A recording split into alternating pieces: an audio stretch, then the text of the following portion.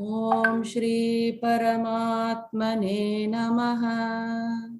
अथ नवमोऽध्यायः राजविद्या राजगुह्ययोगः। Now shloka number 9, which is the new shloka that we will start. न च मां तानि कर्माणि निबध्नन्ति धनञ्जय उदासीनवदासीनम् असक्तं तेषु कर्मसु. So we will break it. Udasina vadasinam asaktam teshu karmasu in the second line. So here he is saying that I am always a mukta. Mukta meaning what? I am always liberated. Of course, I am the doer, meaning you see that there is a creation and I am saying I am responsible for this creation, but I am not the enjoyer, meaning what? I do not get the results of it, or it doesn't become attached to me.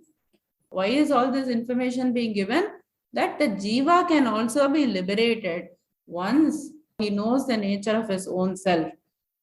That why should I be attached to all these things? Even though when I am doing all these things, like Krishna does, I do not need to be attached to the results of it. Like that. Why? Because I am not this mind or this body. I am this Atma. Like that, when he comes to know, then he becomes detached and all his karma phalas will go away. Udasina means indifferent. Udasinavat means as though indifferent. So what is the difference between indifferent and as though indifferent? You have, suppose, your own child, okay? You want to teach that child maths. And your neighbor comes to you and says, oh, you're such a good teacher, please coach my child also, right? So you have your child and you have your neighbor's child, right? So both of them you are teaching them, and then both of them perform very poorly in the exam. So to your child, how will your attitude be? Very, very harsh, right? Say, I taught you so much, I spent so much of my time, but still you could not do properly. But for the neighbor's child, when the mother comes, you'll say, this happens, children are like that. You will give all kinds of philosophy. Why? Because you are not attached to the result of the neighbor's child. You are only attached to the result of your own child. So it makes you to act in a different way. There you become neutral. Philosophy comes and all this. But the same thing you are not able to follow because of why? Because of the attachment to the results. So once the attachment to the results goes away, then you are not entangled with that karma, even though you are performing all kinds of karma. So this attachment is what should go away. Attachment to everything, to the people, to the results. People think that, oh, if I am not attached, I will not do my duty. It is actually the opposite. You will do your duty so efficiently if you are unattached. Also, most importantly, Ishvara knows the truth about himself. Aham Brahmasmi. Similarly, for the jivas also, if you know the truth about your own self, then the actions will not bind you. So that is the point here. So he says that karmas do not bind me. We will go through the meanings. Nacha mam tani karmani. Tani karmani, those actions, what actions? The action of creation, sustenance and all. Nibadnanti dhananjaya. It does not bind me, O Arjuna. Udasinavat, as though neutral. Asinam, I am situated. Asaktam teshu karmasu. I am detached. Asaktam means I am detached. Teshu, those karmasu, those actions. I am detached. It looks as though I am indifferent, but it is not like that. I am only not attached to the actions. So therefore, these karmas do not bind me. Also, there are references. Chapter 4, Shloka 14. Namam karmani limpanti name karma phale spriha itimam yobhijanati karma bhirnasa badhyate. In chapter 4, what did he say? When he talked about this avatara, what he is, I am an avatara.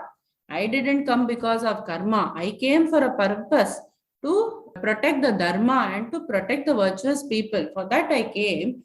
And he says, activities do not taint me. Namam karmani limpanti. Nor do I desire the fruits of the action. The one who knows me in this way is never bound by the karmic reactions of work. That he said in chapter 4. And then in 4.13, he said, Tasya kartaram apimam vidya kartaram avyayam. 4.13, Chaturvarnyam maya srishtam gunakarma vibhagashah tasya kartaram apimam vidya kartaram avyayam. He said that although I am the creator, know me that to be non-doer and eternal. Like that he said. So these were some references. Okay.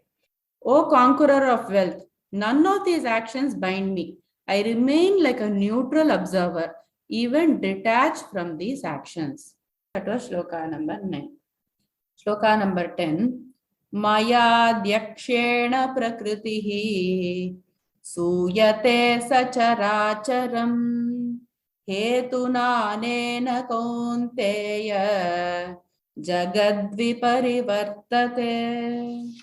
So here he says that I do a very big job and it is only in my presence. What happens?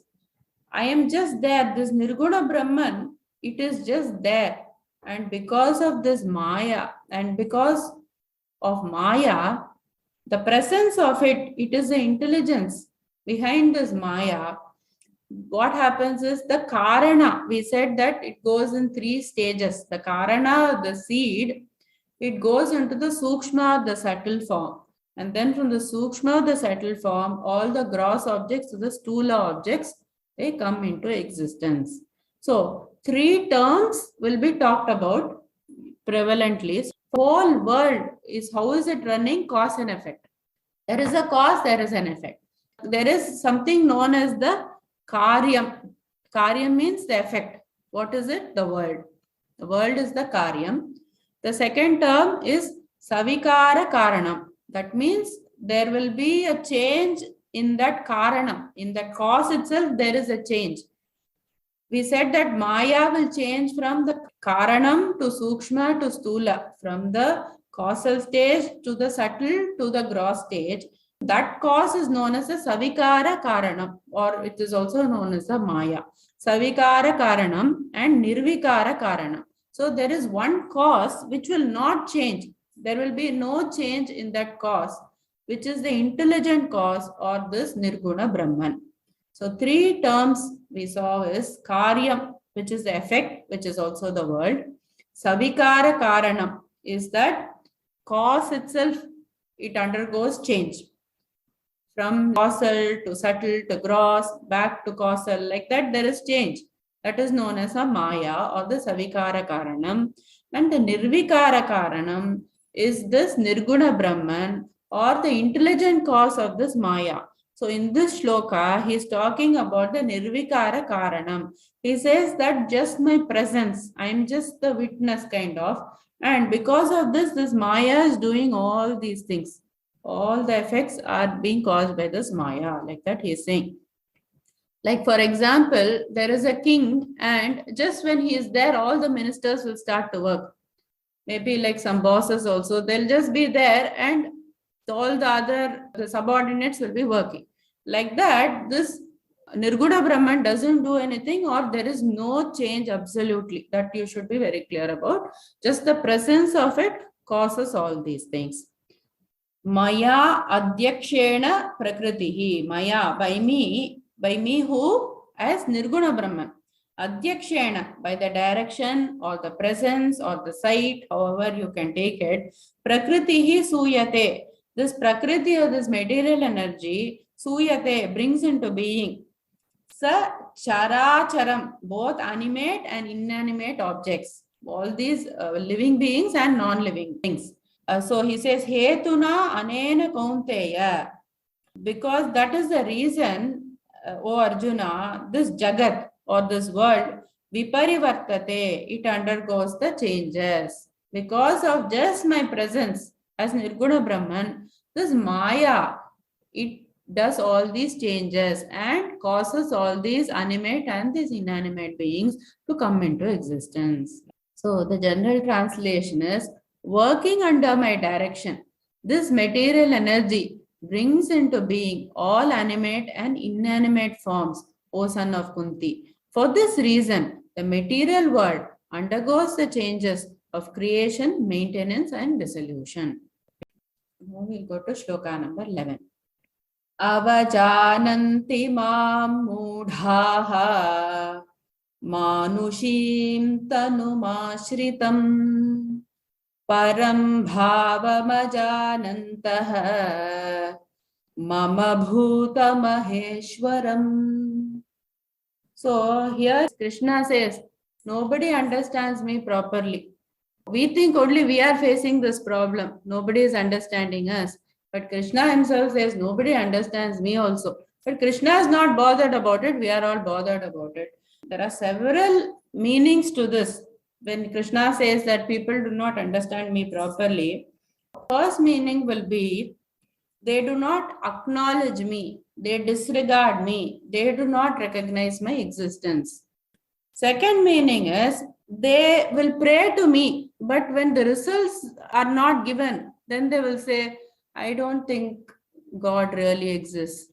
That kind of an attitude will come for those people because they haven't understood God properly. So they think that the God is some kind of a wish granting machine. So that is also one meaning for this. Third meaning is, they will disregard other gods' names. Only one God. There is only one form. There is only one God. You should not pray to another form. You should not pray to another God. Like that, also the meaning is given.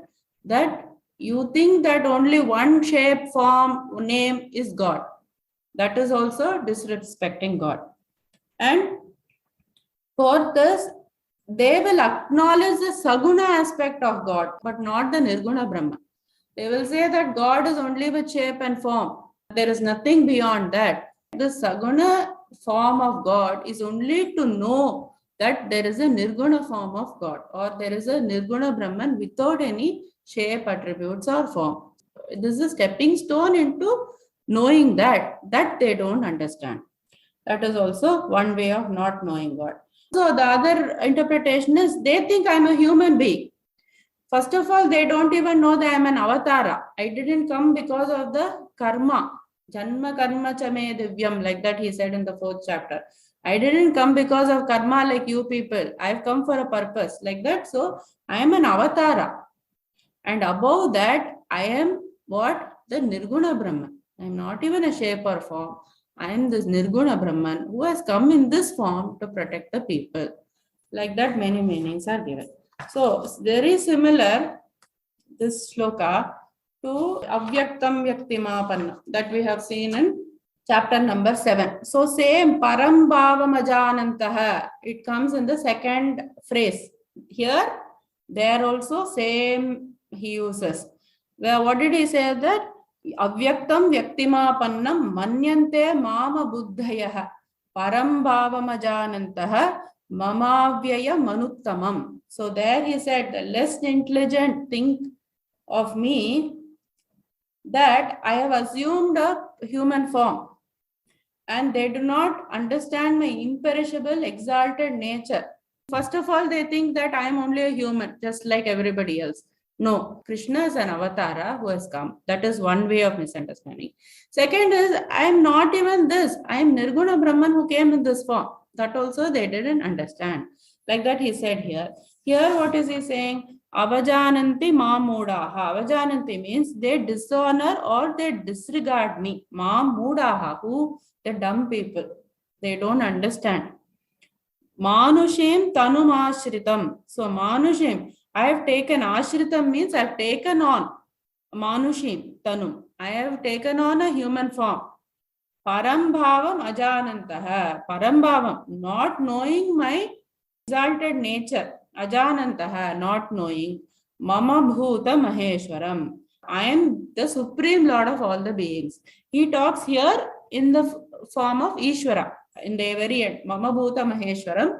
But there he said, Mamavyaya Manuttamam. I am the one who is imperishable and I am excellent. Like that he ended that. The meaning is given as, when I descend in my personal form, deluded persons are unable to recognize me. They do not know my divinity as a supreme lord of all beings. So these are all the ways in which this not knowing me can be interpreted. So, shloka number 12. मोघाशा मोघकर्माणः मोघज्ञानाविचेतसः राक्षसीमासुरीं चैव प्रकृतिं मोहिनीं श्रिताः. Now, shloka number 12, he talks about the abhaktas or the samsaris. It can be abhaktas, people who are not believing God, like that, who are not bhaktas. Also, people who are samsaris, they may be believing in God, but they are living their life in vain. Mogha means vain, not moha. That is different from moha, which is delusion, not having the correct understanding. Mogha means vain. So he describes about these kind of people. So the reference for this is in 3.16, he said, Mogham Parthasa Jivati. He talked about certain kind of people.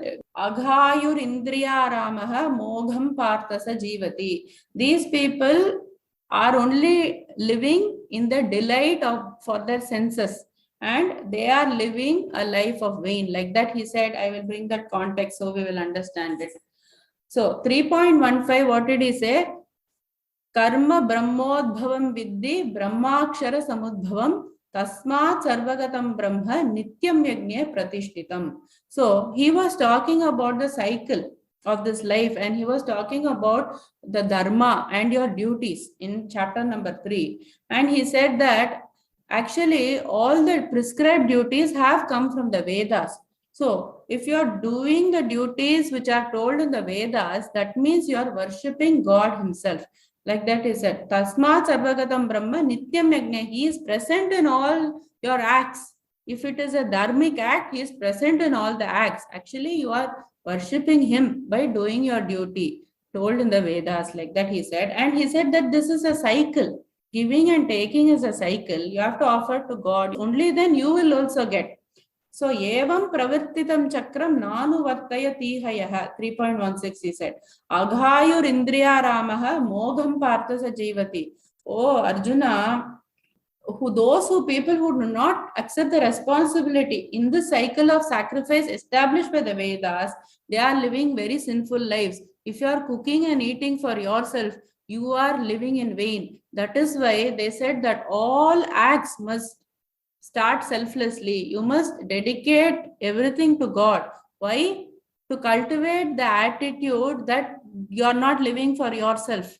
You should never live for yourself. You should always offer things. That's why this practice of this Nevedya and all that was cultivated, because only then we are not living in vain. We are not cooking for ourselves and eating, living for ourselves. You will be a very unhappy person. Only when you give to gods, to others, you are in that cycle as well. Giving and taking only keeps the cycle going. Taking will stop the cycle. So you should always try to be the cycle. So here he said that don't do things only for yourself. Mogam. So they are living such lives in vain. Like that he said. So here he is saying, Moghasha Mogha Karmana. Moghasha means they are in vain hopes. They will think that, okay, this phone is going to give me such great happiness, or this jewelry is going to give me great happiness. Like that, they will be in vain. All these asha or these hopes will go in vain. So they are those kind of people. Moghashaha Moga Karmani. They will do vain actions, like how he said, only for themselves, only for themselves. Like that, all the actions will be going on. And Moga Jnanaha, they will not have the proper knowledge. Vichetasaha, they are deluded. And Rakshasim Asurim Chaiva. The Rakshasa Asura means what? Not people with horns and all that huge figures like that. No, the quality only is being talked about. What does Rakshasa mean? The people who have predominance of Rajas and wrong type of Rajas, doing all the wrong activities. They are always energetic, but they are doing all kinds of wrong activities. They are called the Rakshasas. Who are called the Asuras? People who have predominance of Tamas. They are deluded. They do not know right from wrong. So those kind of people are known as Asuras. So these are the people who are Rakshasim Asurim Chaiva. and Prakritim Mohinim Shritaha. Prakritim. So certainly what happens is they are bewildered with this material energy. Whatever glitters is gold. Like that, they have this attitude. They are deluded with all these appears to be joyful. They think that, okay, this is the truth. This is the happiness. Like that, they are bewildered. Like that he's saying here. So people who are coming into the samsara also is being talked about. Not like Rakshasa, Asuras, whatever been told the Puranas. People who are in the samsara also who are bewildered. How we all come into our own bodies. There is a relation, one nice story is there, that there was a king who went hunting. And suddenly it was dark, and then all his ministers and all the servants who came with him, they split and they went somewhere, and he could not. The king got lost. So he finds a small hut, a hunter's hut, and he goes and knocks on the door. It is like full of filth and stuff. It is smelling, and the king doesn't want to go there really. But what he does is, without any choice, he knocks on the door and he says, Hunter, I am the king of this land and I lost my way. All my servants have gone. Tonight alone, can I stay in your house? Will you just keep me for the night? And the hunter says, yes, I am blessed, O king, but only one condition is there. It is a very small hut. I can hardly provide for myself. So the next day morning, you must leave. You know, they will find you. They'll come for you and you must immediately leave. And the king said, what? Is there any question about this? Of course I will leave. Who is going to stay in this filth?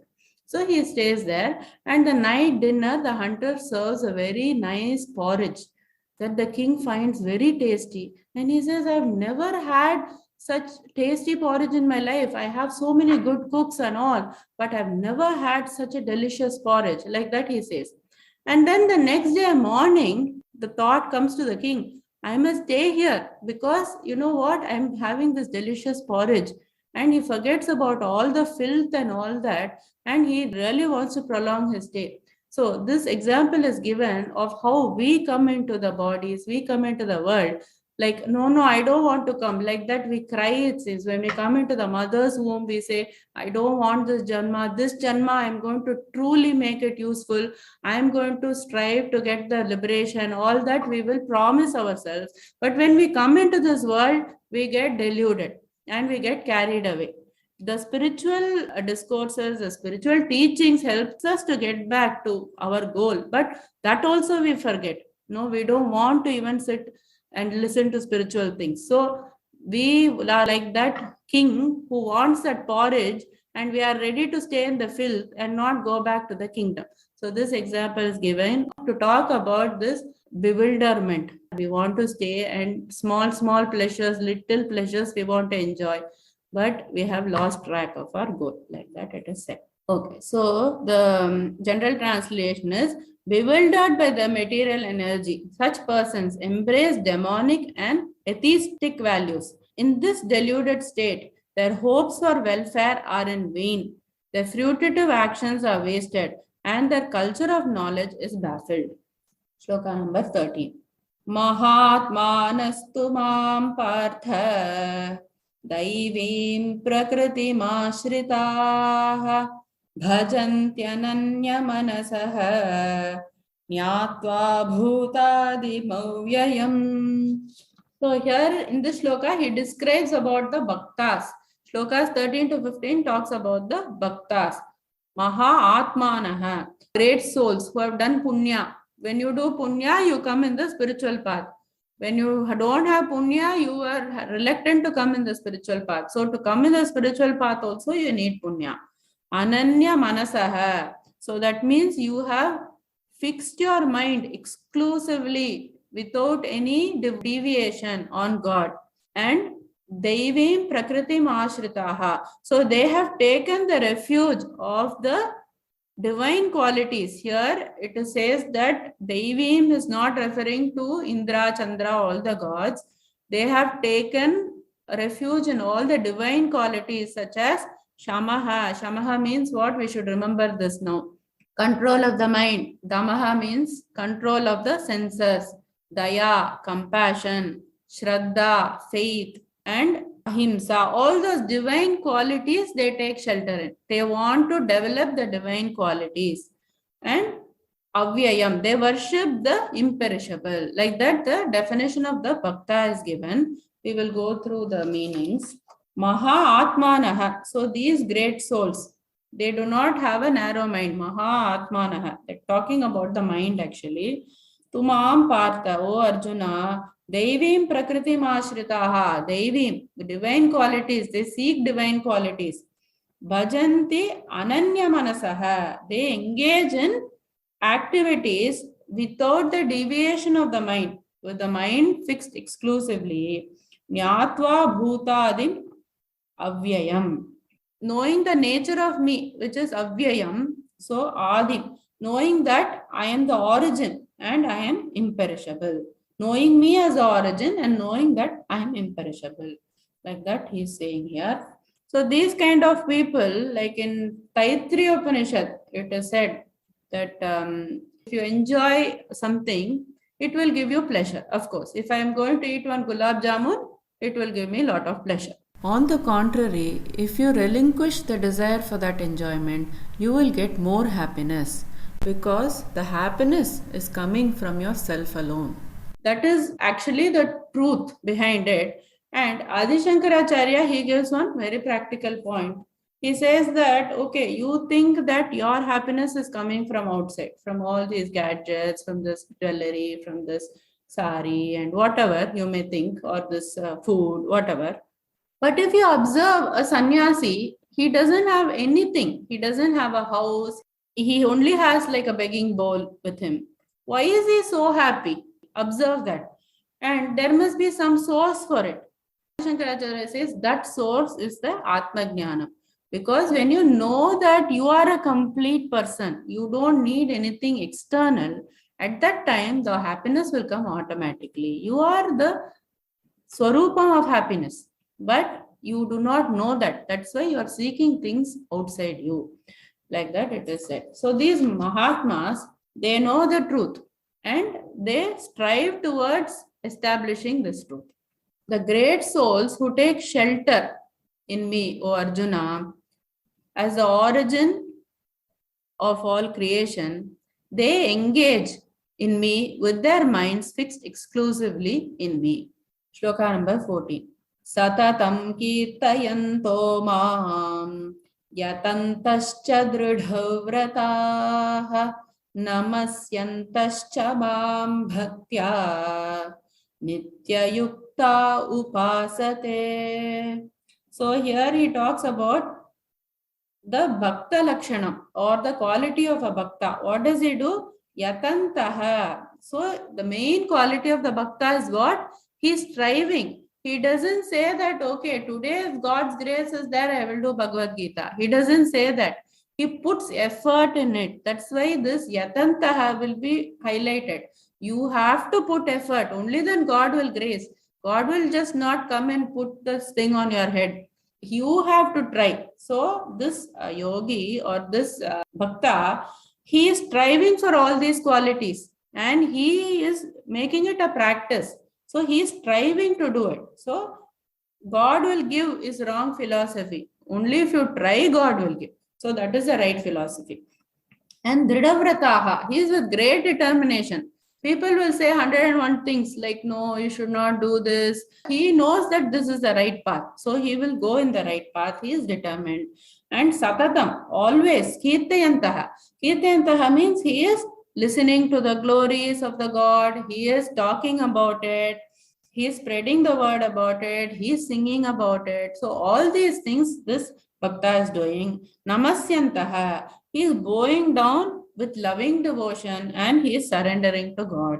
And Nityayuktaha. He is constantly united with his goal. He knows what his goal is and he is constantly united with that goal. So Satatam Kirtayantaha. Satatam means always. Kirtayantaha means talking about the glories or singing the glories. Yatantaha. So the people who are striving, these are the bhaktas. Dridhavrataha. They are with great determination. Namasyantaha.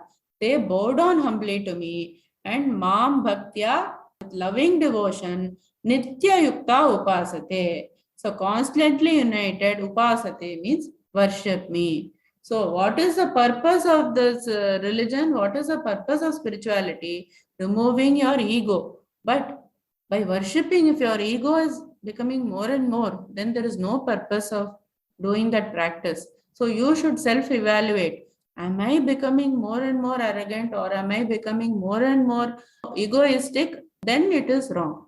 That is why the surrender, it is very important. Know that God is above you and you have to lose your individuality. That is the main purpose of spirituality. And Shloka 15. Jnana yajnena chapyanye yajanto mamupasate ekatvena pritatvena bahudha vishvato mukham. So here he says that people worship me by cultivation of knowledge. Why knowledge is very important is because only by knowledge your devotion also will increase. If you do not have the knowledge about who God is, if you are just chanting some names, okay, but if you do it with knowledge, if the proper knowledge of who is God, then your devotion will increase. When you read about God as like Swarupa, when you know that it is only God who exists in all the living beings as various forms and all that, your devotion will automatically increase. So that is why the devotion should always be coupled with the jnana, with the knowledge. For that, we have to keep reading the spiritual books. Otherwise, it will just be static devotion. So, jnana yajnana. So, people worship bhakti. They will do by cultivation of knowledge. In 12th chapter, we will see various kinds of bhakti in detail. But here he says, jnana yajnana, coupled with jnana. These people will do the bhakti, which will be the right bhakti, which will be the sustainable bhakti. And then other ways also people will do. He says, jnana yajnana, that bhakti is what? Ekatvena, that undifferentiated oneness. God is only one. It is only one which is appearing as a many. That knowledge they will have. That kind of devotion, ekatvena, because you know the real nature of God. That is true devotion. And then other people will worship as pritatvena. They will think of God as separate, like Ishta Devatas, like Chandra, Surya. All these are also forms of God, but they will separate it. There is this separate entity like that. Pritatvena. There's different entities. And Bahuda Vishwato Mukham. They will invoke this whole universe at one time. That is Vishwarupa Bhakti. You will invoke God as all the forms at one single time, at one instance. Then that is devotion. But of course, we will say that undifferentiated oneness is the highest bhakti because it is coupled with knowledge of the true nature of Ishvara. So your devotion will never fall back because what? You have the real knowledge. People think that going to the temple or puja or listening to a discourse, between that people always prefer doing a puja. But actually in truth, if you are letting the knowledge of who God is, that is considered to be more devout even than doing a physical puja. The real nature of God, if you know, is more beneficial. The general translation is, others engaging in the yajna of cultivating knowledge and also by many other methods see me in undifferentiated oneness, that is non-different from them, while others see me as separate. Still others worship me in the infinite manifestations of my cosmic form.